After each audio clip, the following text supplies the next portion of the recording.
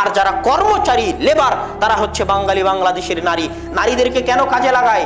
নারীদেরকে কম টাকায় পাওয়া যায় এই জন্য কাজে লাগায়, এটা নারীদের মূল্যায়ন নয়। নারীদেরকে বুঝতে হবে যে স্বামীর সেবা করা আর বসের সেবা করা, নিজের চালকের মালিকের সেবা করা আর স্বামীর সেবা করার মধ্যে পার্থক্য কি?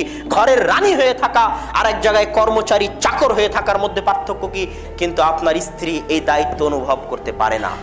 আর দুনিয়াবাসীও চায় না যে আপনি এই দায়িত্ব অনুভব করুন। তাই দুনিয়াবাসী বলে আপনার স্ত্রীকে কাজে পাঠাতে হবে, চাকরি বাকরি করতে হবে, যেন চাকরি বাকরির মাধ্যমে সে সন্তান লালন পালনের সময় না দিতে পারে।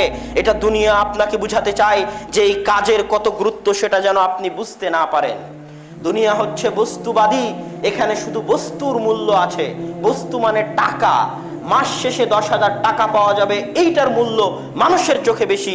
কিন্তু ওই 10,000 টাকা ফেলে দিলে একজন শিশুকে যে সৎভাবে মানুষ করা যাবে, এটাতে তো কোনো টাকা নাই।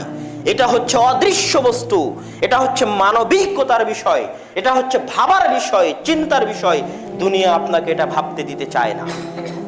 দুনিয়া বলে আপনার স্ত্রী বেকার, আপনার মেয়ে বেকার। কিভাবে বেকার হতে পারে?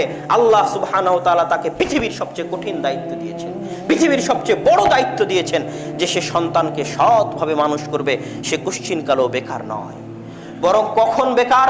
যখন সে চাকরির জায়গায় যাবে, গার্মেন্টসে যাবে, বিভিন্ন অফিসে যাবে এবং পরবর্তী প্রজন্মকে নষ্ট করবে।